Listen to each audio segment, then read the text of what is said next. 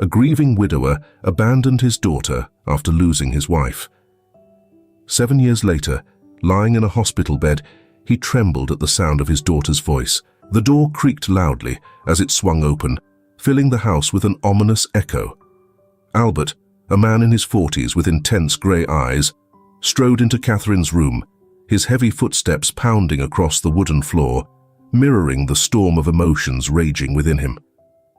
Catherine, a 16-year-old girl with soft brown curls and green eyes clouded with worry, sat tensely on her bed, clutching her report card in hands that wouldn't stop shaking. The room buzzed with a thick tension. Without a word, Albert grabbed the paper from his daughter's hands, his gaze blazing over the grades until he landed on the C in math. His face turned red, veins straining at his neck, and he yelled, "Do you have any idea what this means for your college chances?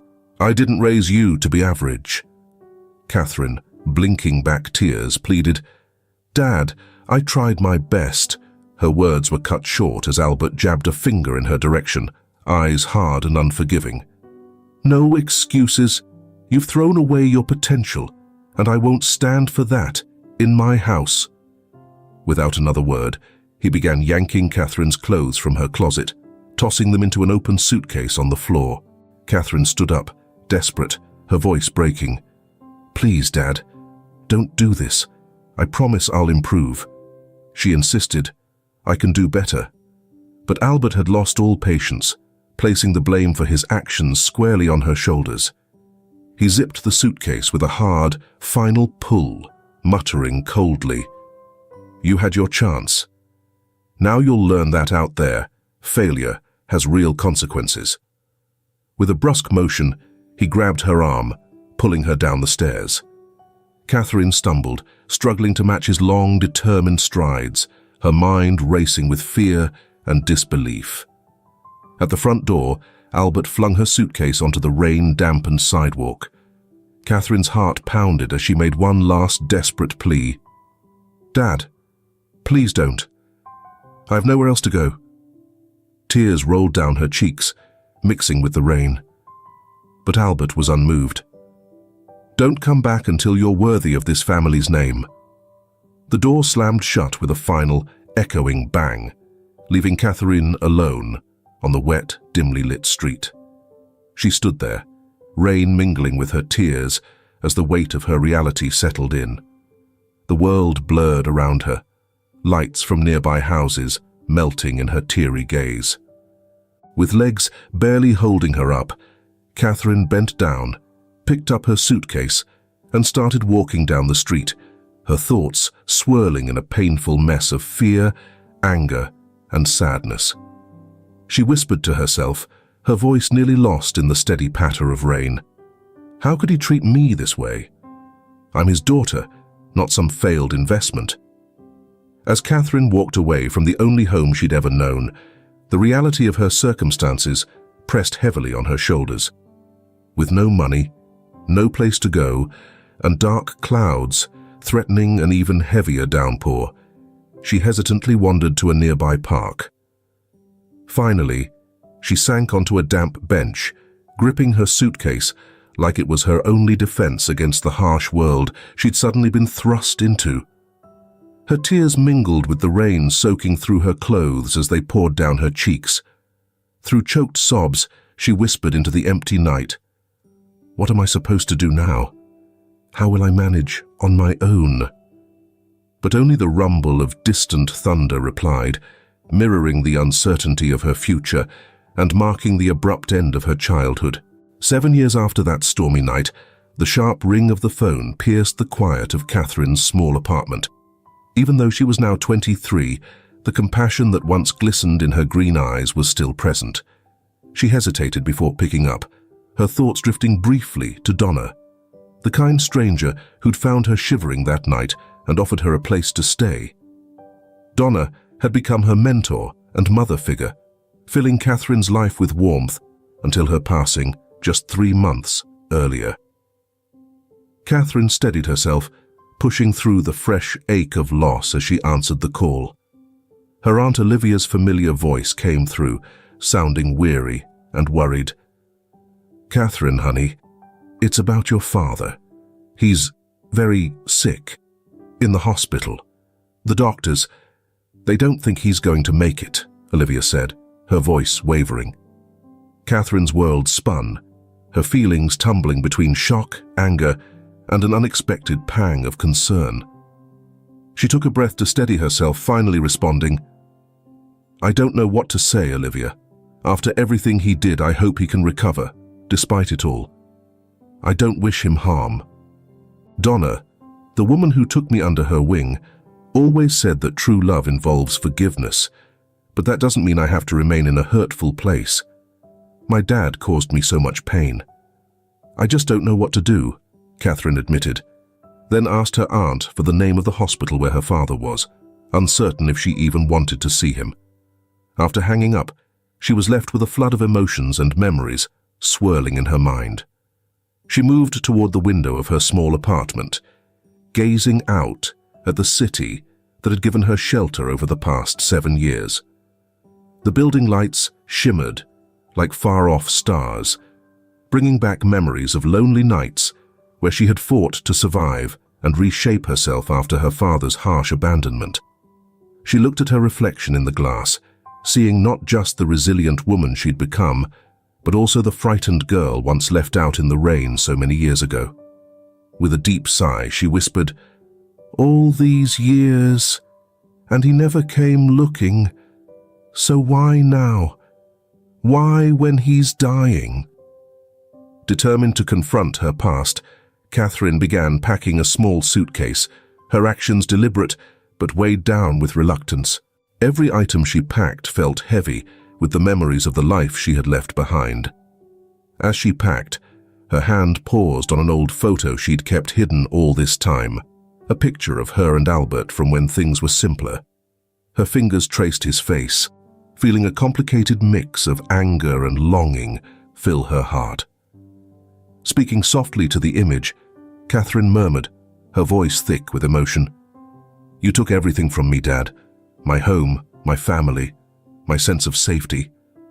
But I won't let you take my humanity, too." Driving toward the hospital, Catherine felt the strain of 7 long years on her shoulders. The streets of her hometown passed by in a blur, each familiar turn pulling memories to the surface, memories she had worked hard to bury. As she reached the hospital's parking lot, it felt like stepping into a minefield of emotions. Every step toward the entrance tested her resolve. When she reached the reception desk, she hesitated, her hand hovering, then finally managed to say, "I'm here to see Albert Meadows. I'm his daughter." The words sounded strange, almost foreign, like they belonged to a life she no longer lived. The hallway leading to Albert's room seemed endless. She could feel her heart thudding loudly against her ribs, each step echoing like a drumbeat in her ears. Standing at the door, her hand trembled on the cold doorknob. For a moment, she considered turning around, walking away from the encounter that might just tear open old wounds she wasn't sure had ever healed.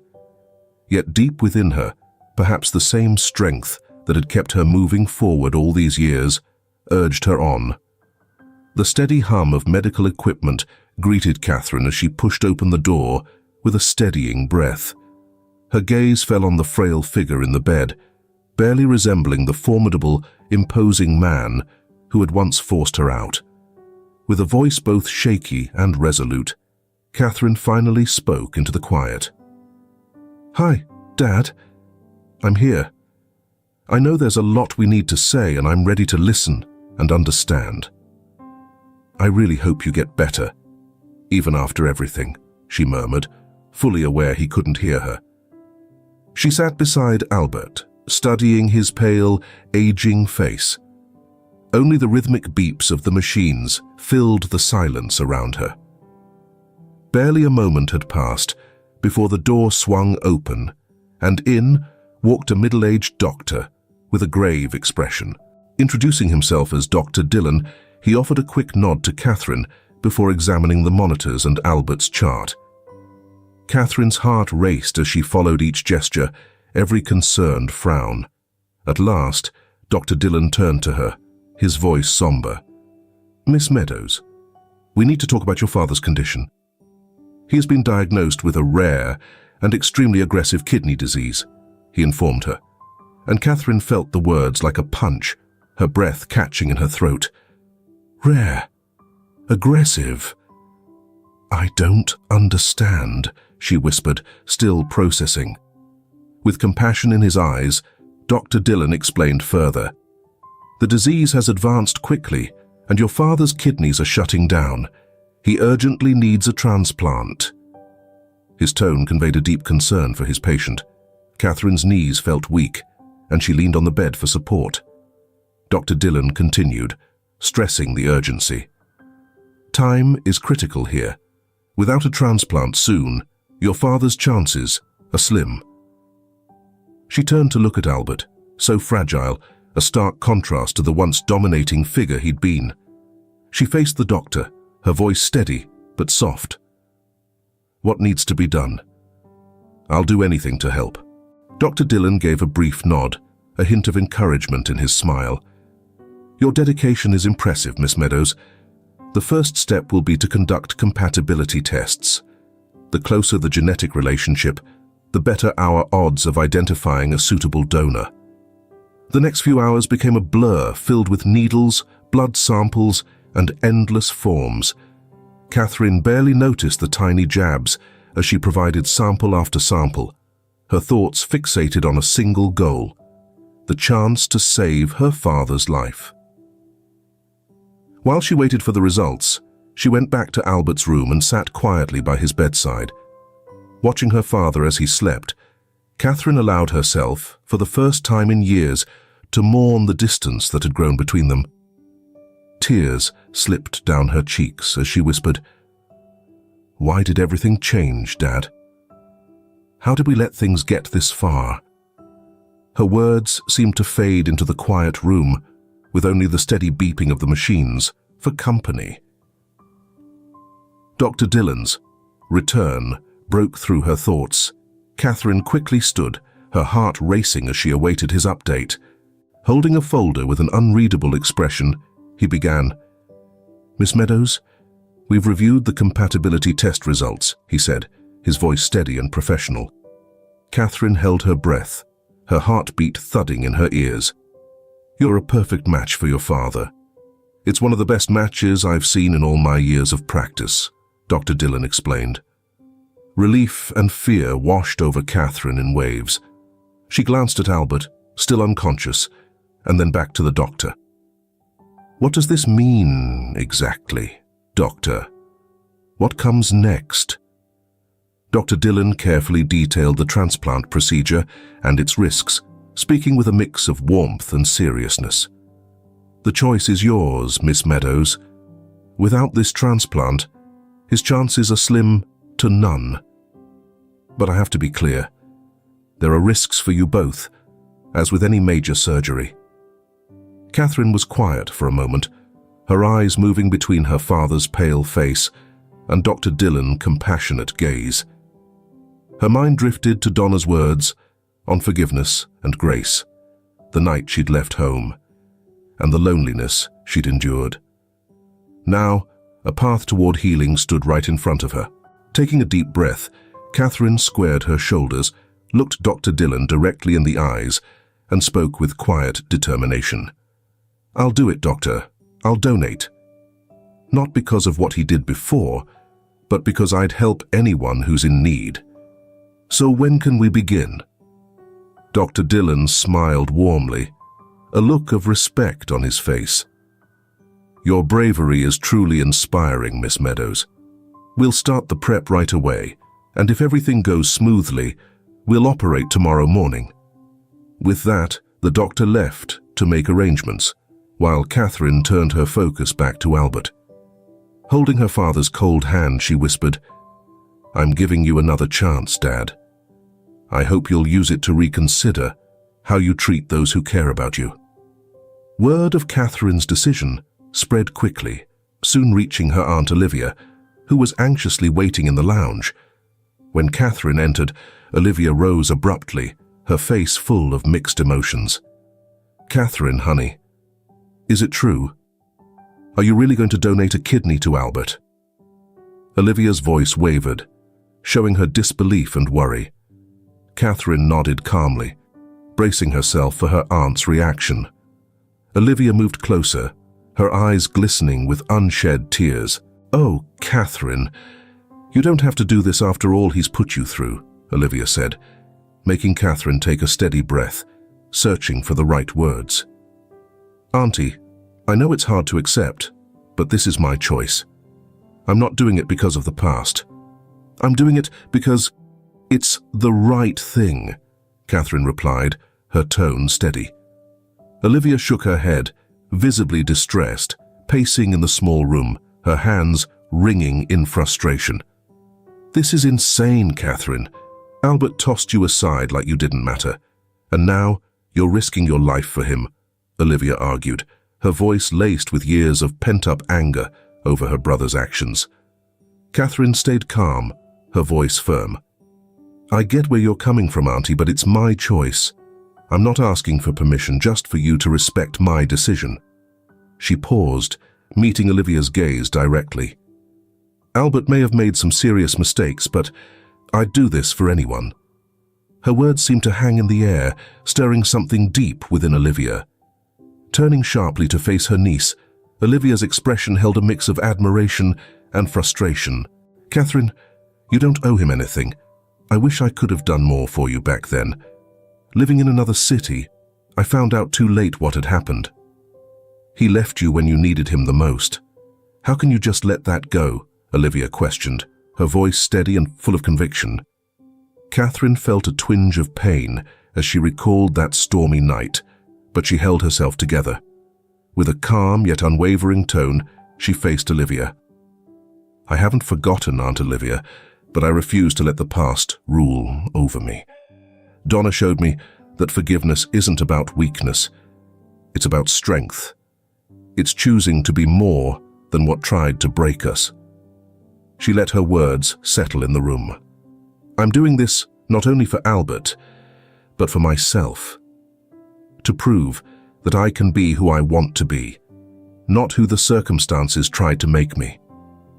The tension between them was thick, emotions swirling just beneath the surface. Olivia, eager to understand, motioned for Catherine to sit. They found themselves in the stiff waiting room chairs, and Olivia finally broke the silence. Her voice softened, though still carrying her concern. "What if it doesn't go as you hope, honey? What if you end up regretting this? Have you thought about that?" she asked, her words weighing heavily on Catherine. But Catherine found strength in remembering Donna's wisdom.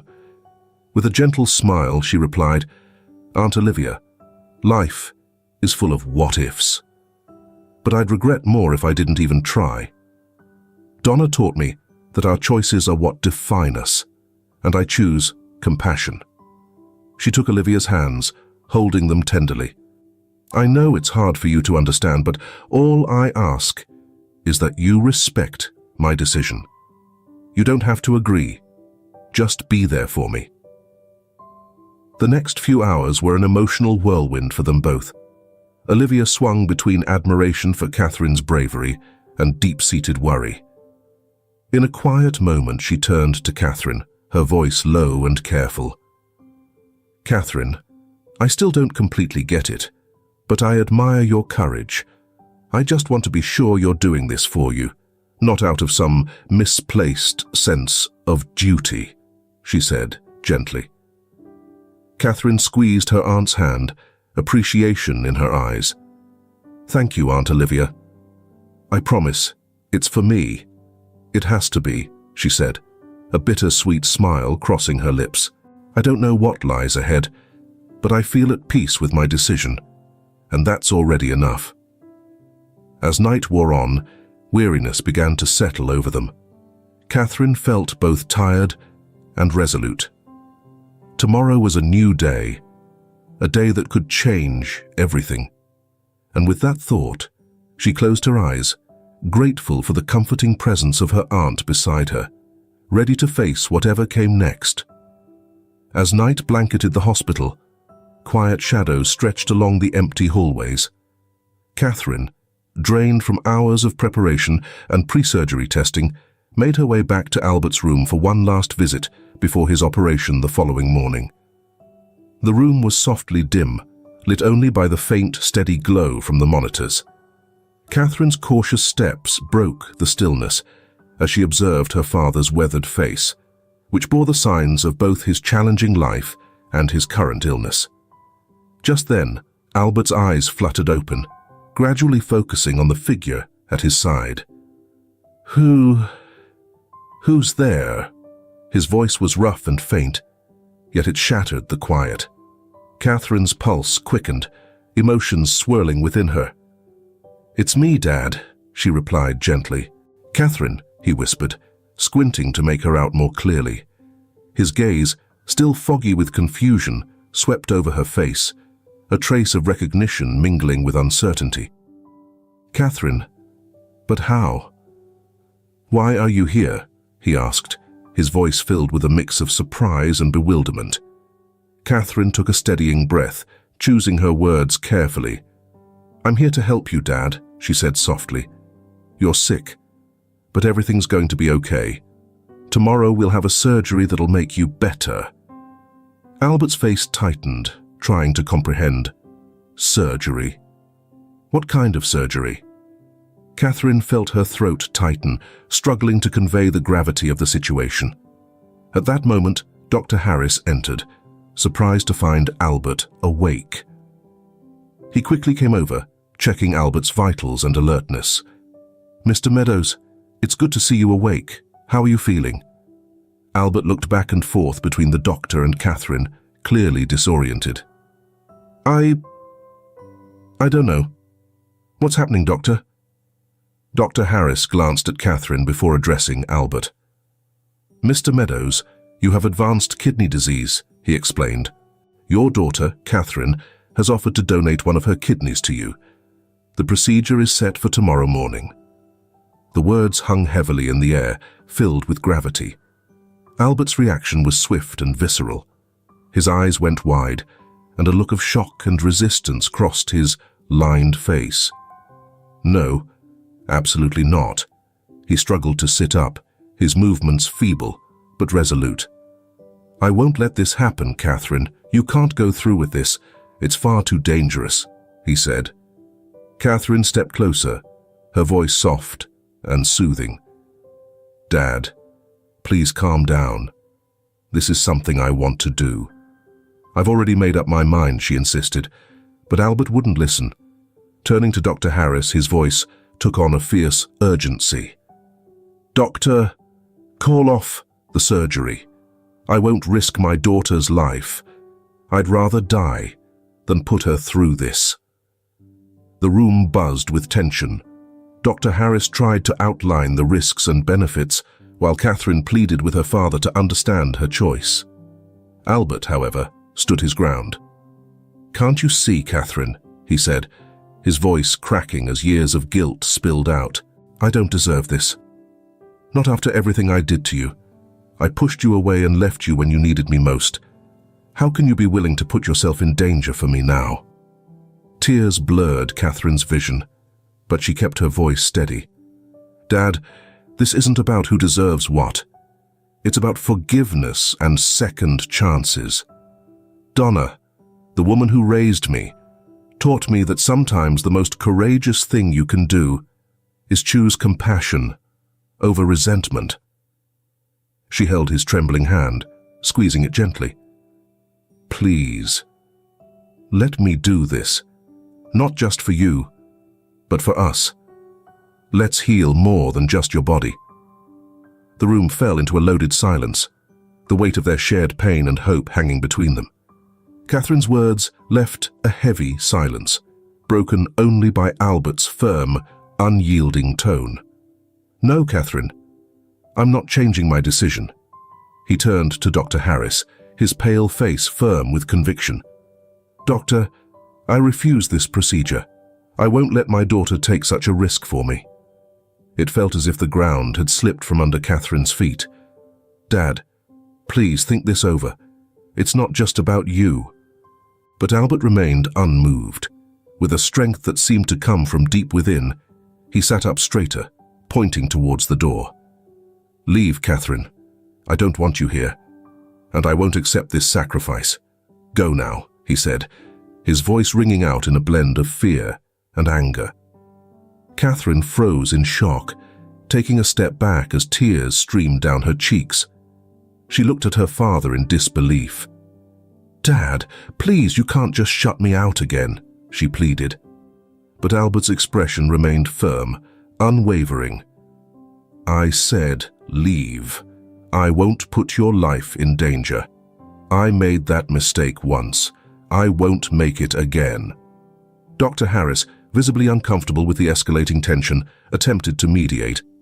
"Mr. Meadows, perhaps we should take a breath and discuss this calmly." But before he could finish, Albert gasped in pain, and the heart monitor began beeping wildly. Albert clutched his chest, his face twisted in agony. "Dad!" Catherine cried, rushing to his side as Dr. Harris sprang into action, urgently calling for the emergency team over the intercom. In seconds, nurses and doctors filled the room, working intensely to stabilize Albert. Catherine found herself pushed to the corner, watching helplessly as they fought to save her father. She caught snippets of the doctor's tense commands. Blood pressure dropping. Kidney function failing. We need immediate intervention. Amid the chaos, Catherine felt a surge of resolve. She approached Dr. Harris, who was directing emergency care. "Doctor," she said, her voice shaky yet firm, "please, you have to do the surgery. Now. I know he refused, but he'll die if we don't act." Dr. Harris glanced at her, uncertainty in his eyes. "Catherine, you understand this would be going against your father's wishes. There are protocols, ethical concerns," he argued. Catherine cut him off, her voice stronger. "I understand, but I also know my father is dying. He can't make this decision right now. Please, I'm begging you, save him. I'll take full responsibility." Dr. Harris hesitated, the weight of the decision clear on his face. He looked back at Albert, now unconscious, then at Catherine, her eyes fierce with love and determination. Finally, he nodded. "All right, Catherine, let's proceed. But you need to understand the risks and potential legal consequences," he warned. Catherine nodded quickly, relief and fear mingling. "I understand. Thank you, Doctor." As the medical team prepared for the emergency surgery, Catherine leaned close to her father's bed, whispering, "Hang on, Dad. I'm not giving up on you no matter how hard you push me away." "We're in this together," she told herself. With that resolve, she was led away to prepare for surgery. The outcome was unknown, but her will was unbreakable. Minutes later, the surgical wing was alive with motion as Catherine was ready for the operation. Nurses moved swiftly around her, checking her vital signs and adjusting equipment. Her gaze moved over the scene, capturing every detail, the bright overhead lights, the steady blinks on the monitor, the team preparing with meticulous care. Dr. Harris stepped up, his warm eyes meeting hers above his mask. "Are you ready, Catherine?" he asked, his voice calm. Catherine nodded, steadying herself even as fear loomed large within her. "I'm ready, Doctor. Let's do this." As the anesthetist moved closer, mask in hand, Catherine took a deep breath, letting herself reflect for a final moment. Memories flickered through her mind. The night she'd been turned away, the tough years of fighting to rebuild, and Donna's compassionate face. Her thoughts went to her father, lying in the room next door, clinging to life. A deep resolve welled up inside her, stronger than any fear. "This is beyond just us, Dad. It's about forgiveness. It's about new chances," she reminded herself. The anesthetist's gentle prompt broke her thoughts. "Count backward from 10, Catherine," she began, her voice steady. 10, 9, 8. As she counted down, She felt herself slipping away, the world fading softly around her. Dr. Harris led the team into action, every motion calm and precise. The room filled with an intense focus. Only the soft beeps of monitors and quiet essential words broke the silence. Everyone was acutely aware of the risks and of the critical nature of this surgery, not just for Albert, but for Catherine too. The kidney was removed with the utmost care, and every vessel and tissue were handled with precision. When it was finally free, a shared breath of relief spread through the room. Dr. Harris held the kidney, a powerful symbol of Catherine's sacrifice. Amazing. Such a genuine act of love and sacrifice, he murmured quietly. As the medical team prepared the kidney for transport to Albert's room, Catherine lay still, unconscious on the operating table, her body delicate and motionless. The nurses worked intently, their hands skillfully closing the incision with precise, careful movements. Soon, they carefully carried Catherine's kidney, bringing along with it the hope of new life for Albert. When Catherine started to wake from the anesthesia, the steady beeping of the heart monitor was the first thing she noticed. Her eyes fluttered open slowly, adjusting to the soft glow of the recovery room. She blinked a few times, struggling to clear her blurred vision. A nurse, seeing her stir, approached quickly, checking her vital signs. "Welcome back, Catherine. How are you feeling?" the nurse asked with a gentle smile. Catherine attempted to speak, but her throat was parched. Gratefully, she accepted the ice chips the nurse offered, and after a few moments, she managed to murmur, "I'm alive. It's a start, right?" The nurse chuckled softly, admiring Catherine's spirit. In the hours following her surgery, Catherine's determination amazed the medical team. She was so eager to recover that despite the ache in her abdomen, she insisted on trying to sit up just hours after surgery. Dr. Harris, coming by on his rounds, entered her room just as she was attempting to lift herself.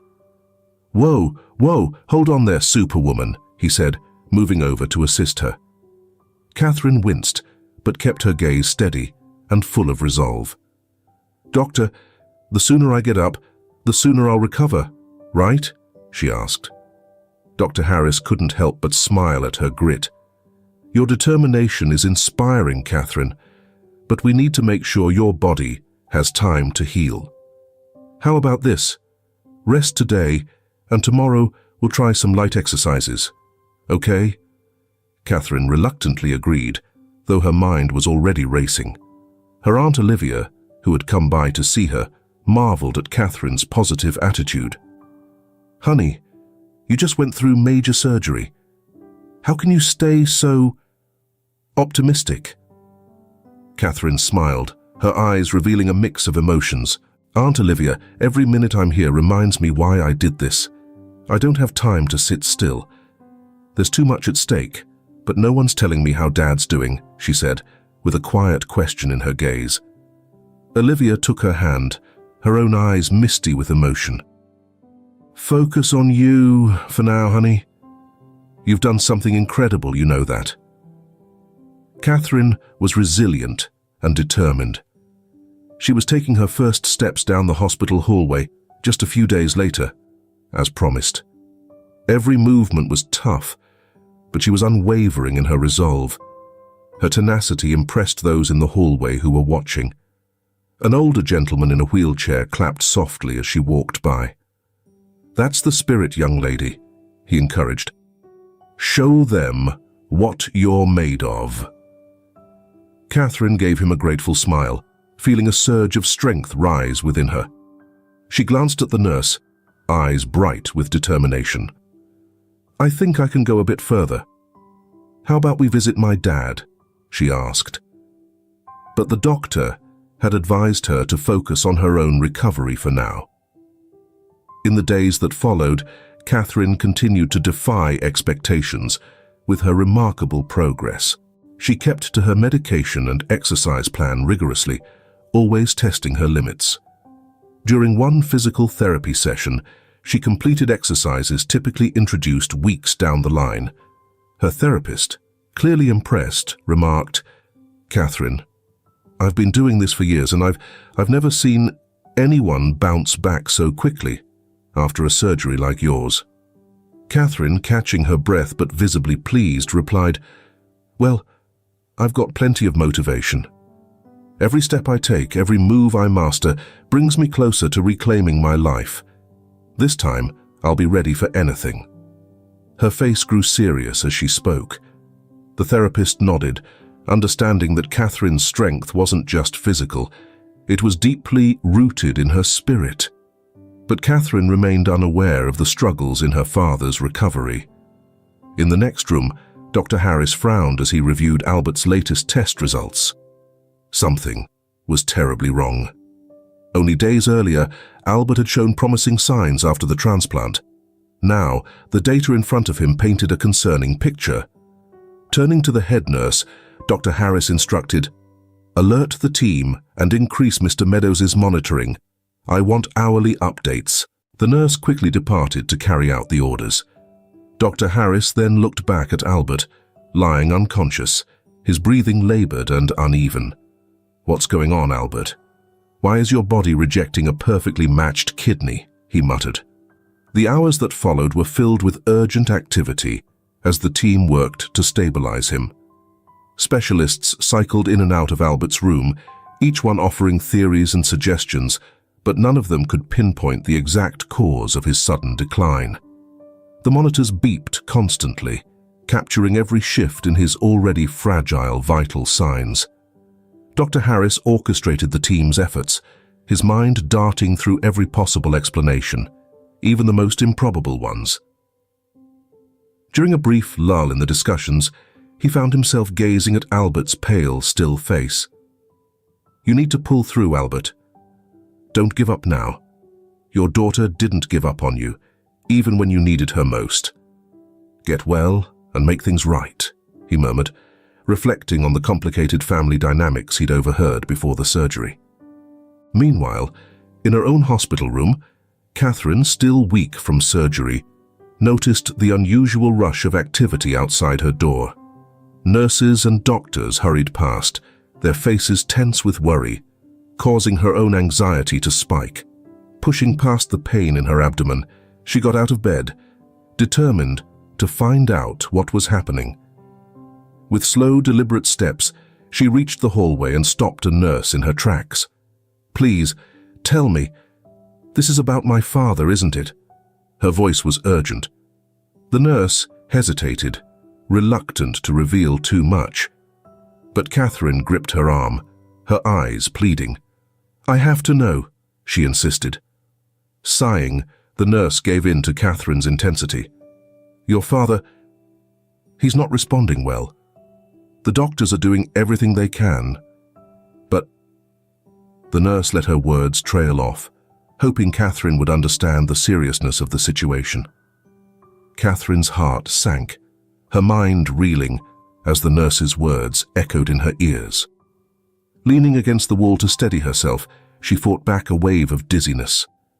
This couldn't be happening, not after everything they'd endured, after all she'd sacrificed. Gathering her strength, she straightened up. "Take me to him," she said firmly, her tone leaving no room for refusal. After another moment of hesitation, the nurse nodded and led her down the hall. As they neared Albert's room, Catherine could hear muffled voices and the irregular beeps from the monitors. She paused outside the door, took a deep breath, and prepared herself for what lay ahead. The weight of the moment hit her as she stepped inside, fully grasping the severity of her father's condition. Albert lay amidst a network of machines, wires and tubes, reaching out to nearly every part of him. His skin had taken on a pale, unhealthy hue, and his breaths were shallow and uneven. Dr. Harris, noticing Catherine's arrival, came over with a serious look. "Catherine, you shouldn't be here. You need to take care of yourself too," the doctor said gently, but Catherine paid him no mind. She couldn't pull her gaze from her father's frail form. "Doctor, What's going on? Why is he getting worse? She asked, her voice trembling. Dr. Harris exhaled deeply, rubbing his hand across his forehead in frustration. To be honest, Catherine, we're not sure. His body seems to be rejecting the kidney, but we can't understand why. We're doing everything we can. He trailed off, the weight of his unspoken words heavy in the air. Catherine blinked back the tears, threatening to fall. She moved closer, taking Albert's cold hand into her own. "Listen, Dad," she whispered fiercely. "You're not allowed to give up. I've already lost so much. I lost Mom when I was a kid. I lost you when—" She swallowed hard. "You know I lost Donna just months ago. I can't lose anyone else." As the doctors continued their urgent attempts to stabilize Albert, Catherine stayed by his side, a steady presence and a pillar of hope against the encroaching darkness. Time passed slowly as she maintained her vigil, Albert's strength fading with each hour.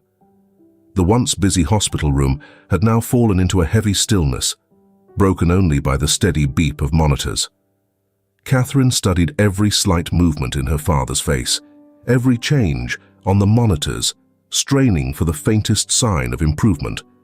She clutched his cold, unresponsive hand in hers, as if willing her own strength to flow into him.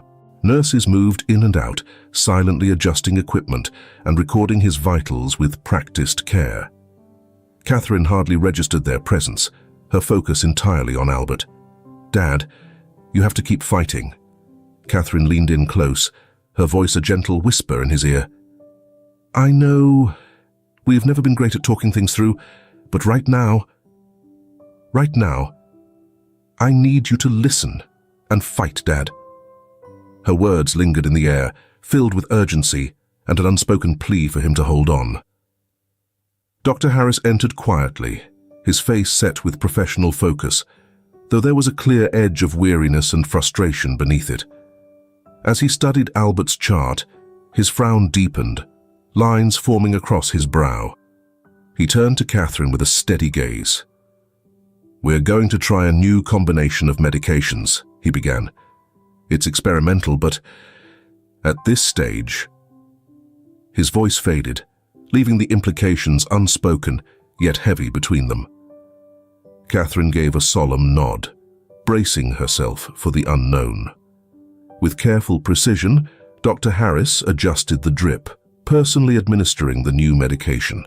Catherine watched intently as the clear liquid flowed through the tubing, her heart willing it to work, to bring some kind of breakthrough. "Do you think this will help him?" she asked, her voice barely audible, carrying a mixture of hope and fear. Dr. Harris met her gaze, his tone resolute. "We'll keep fighting, Catherine. We won't give up on him, I promise."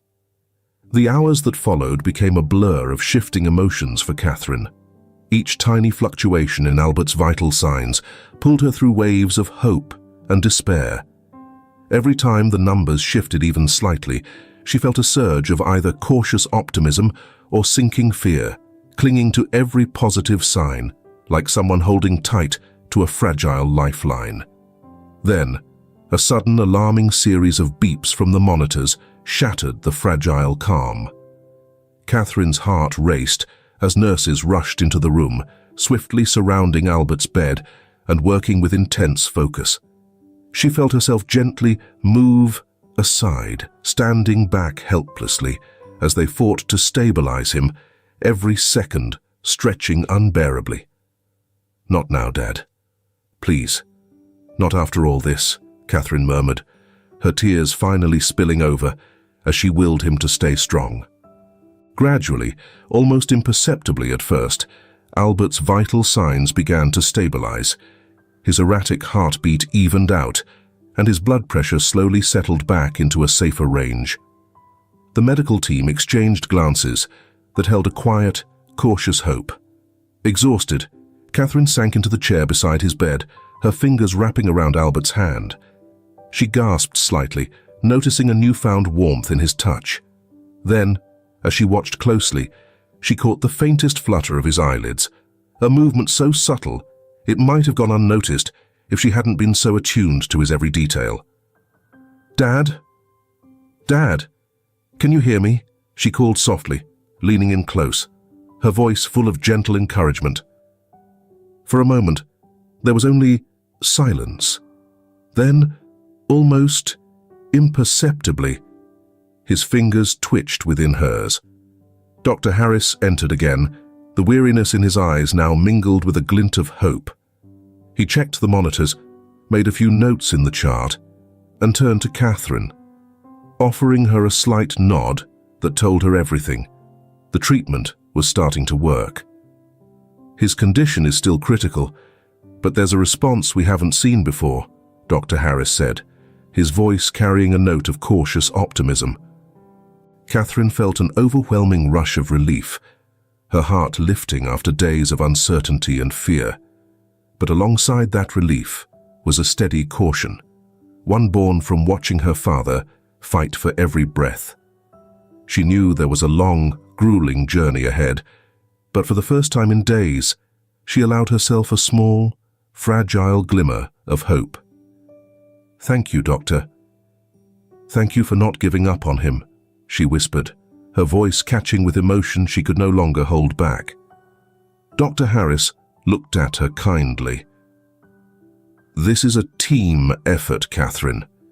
It's his will to fight, your selflessness in donating, and the dedication of our entire medical staff. We all have a part in this," he said, with a gentle assurance. The days dragged on, each one passing slowly, filled with minor but reassuring improvements in Albert's condition.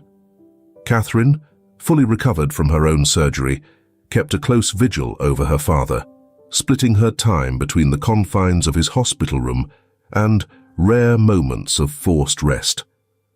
She couldn't afford to leave him for long. Her every thought was anchored to his recovery.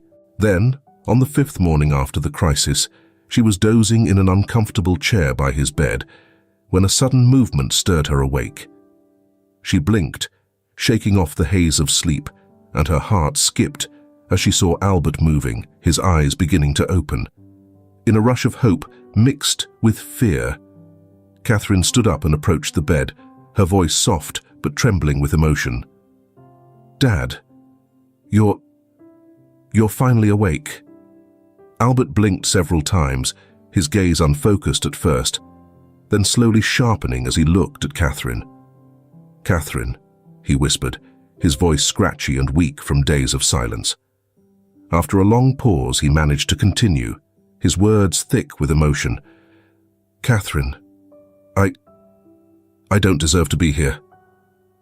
I don't deserve you to be here either, but I don't know how much time I have, so I need to say everything." Catherine felt her throat tighten, words failing her as she saw her father struggle, his emotions so raw and vulnerable. Albert closed his eyes, seeming to gather strength, then opened them again, his voice stronger and more resolute with each word. "Catherine, my daughter, I failed you in every possible way.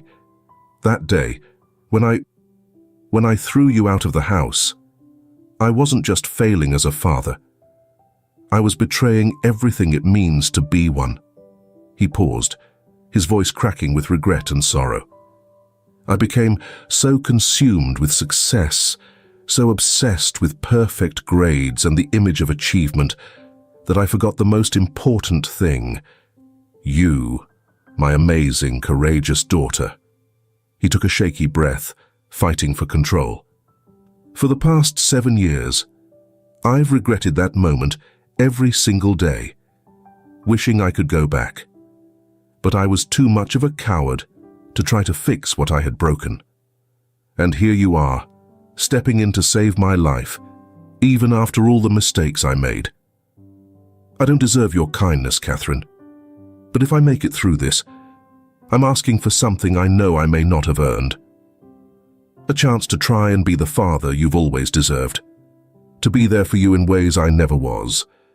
To encourage your dreams rather than force mine on you. I know my words can't undo the years of hurt, but if you give me a chance, I promise I'll dedicate the rest of my life to making it right, to becoming someone worthy of the love and compassion you've shown me today." Catherine listened, her silence filled with a mix of pain and relief, tears running freely down her face. Every word from Albert felt like reopening a wound, yet at the same time, it brought a sense of release she'd longed for. Inside her, emotions battled. She felt the urge to scream, to embrace him, to run from the pain and the memories, yet something kept her rooted there. Finally, with a shaky voice, Catherine managed to say, "Dad, I don't know if I can forget everything that's happened, but maybe we can try to start again."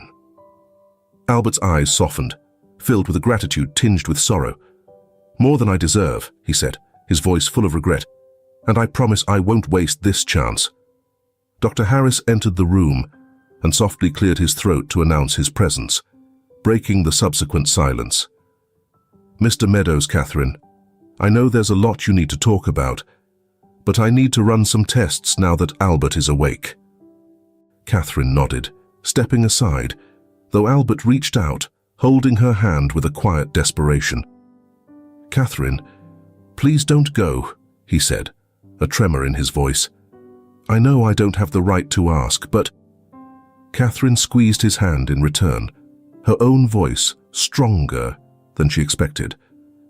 "I'll stay," she said, her tone gentle but steady. "We're in this together now." As Dr. Harris performed his tests, Catherine kept her gaze on Albert, seeing him through fresh eyes for the first time in years. She noticed the lines of worry etched deep into his face and the graying hair at his temples, signs of a man who had changed over time, weighed down by regret. Albert, for his part, watched her intently, as though he feared she might disappear if he so much as blinked. When the doctor finished, he gave them a reassuring smile. "You're progressing well, Mr. Connor," Dr. Harris said. "There's still a long journey ahead, but I'm optimistic about your recovery." Albert nodded, though his attention remained on Catherine. "Thank you, Doctor." "For everything?" As Dr. Harris left, father and daughter were left alone once again, the silence filled with the weight of 7 years of separation and unresolved hurt. Catherine pulled a chair close to the bed, sitting beside him. The quiet felt heavy, packed with everything they hadn't said. "Catherine," Albert spoke up, his voice now a little stronger. "I know asking for forgiveness may be too much, but I want you to know I'm proud of you. Proud of the strong, compassionate woman you've become. Not because of me, but despite me." Catherine felt her eyes fill with tears once more. "It's been hard, Dad. It's hard, really hard. But maybe if we take it slow, we can start to rebuild what's left of our family," she said quietly, yet with a firmness that left no room for doubt. "I won't let myself be mistreated or disrespected. I'm giving you a chance because I believe people can change, but I won't accept disrespect. Maybe, with time, you'll become someone worthy of my forgiveness." Albert listened, absorbing her words as he nodded. The weeks after Albert's hospital discharge marked a period of careful adjustment, an unsteady path for both father and daughter. Catherine moved into a modest apartment just a few blocks away from his house, close enough to assist with his recovery, but far enough to keep a safe emotional distance, one she still felt she needed. Their initial visits were brief and strained, filled with awkward silences and forced small talk that felt more like an obligation than connection. Yet over time, small but significant changes began to take shape. Determined to keep the promise he had made, Albert took consistent steps to engage with Catherine. He would ask about her work, her interests, and even her dreams, questions he had never shown an interest in before. Each inquiry was a subtle attempt to bridge the years of emotional distance, to break down the walls he had once so rigidly maintained. Catherine, cautiously, began to share more of herself, testing the waters as she gradually let him in. One afternoon, while she was helping him through his physical therapy exercises, Catherine paused and looked at him thoughtfully. "Dad, I've been thinking, I think I'm going to go back to school. I've always wanted to be a social worker." Albert, in the middle of a stretch, stopped and turned toward her with a mixture of surprise and an unexpected glimmer of pride. "That's amazing, Catherine," he said, his voice softer than she remembered. "You'd be wonderful at it." For Catherine, his reaction was a profound moment. Her father, who had once rejected her dreams, was now embracing them with a sincerity she hadn't seen before. As the months passed, they both started to heal in their own ways. Their conversations became more natural, the silences less uncomfortable. Albert began to truly listen, taking in Catherine's stories of struggle and resilience, and learning about the years they'd lost. Catherine, in turn, started to see past the authoritative figure he had been, recognizing the remorseful, humbled man her father was becoming. Then, one crisp autumn afternoon, almost a year after Albert's transplant, Catherine arrived at his home with a look of excitement in her eyes and news she couldn't wait to share. "Dad, I got accepted into the social work program." Catherine's voice rang out, her face lit up with pure joy as she held her acceptance letter. Albert looked at her, his expression a mix of pride and emotion, and he quickly pulled her into a tight hug. His voice wavered as he said, "I am so proud of you, sweetheart. You've worked so hard for this." "So proud." They stood quietly for a moment, wrapped in the significance of her words and all they implied, a promise of a new path, a better future. The sun was setting, casting warm, rich hues of orange and pink across the horizon. They had seen sunsets together countless times, but this one felt different, infused with new meaning and hope. Catherine broke the silence, a gentle smile on her lips. "You know, Dad, I think this past year taught us so much. About ourselves, about each other." Albert met her gaze, his own smile emerging as he nodded. "It sure has, Catherine. And I have a feeling we're just getting started. We'll keep learning and growing together." As the evening deepened, stars began to sprinkle across the sky, illuminating the quiet space between them. They stood side by side, comfortable in the shared silence that now carried a depth of mutual understanding and renewed optimism. The road ahead wouldn't be easy, and they both knew there would be moments of struggle and uncertainty. But with the support of a love they had rediscovered and the expectation of new beginnings, they were ready to face whatever came their way. The night fully descended, cloaking them in peace and stillness. Catherine looked over at her father, and for the first time in a long time, she felt a true sense of belonging, like she was exactly where she was meant to be. It wasn't a flawless conclusion. Life rarely hands those out. But it was a genuine new beginning, filled with endless potential and a promise of brighter days to come.